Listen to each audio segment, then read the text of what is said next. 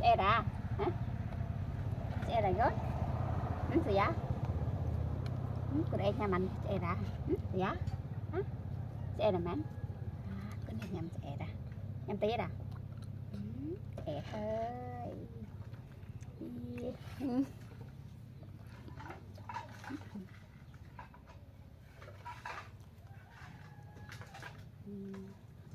cái này nhớ cái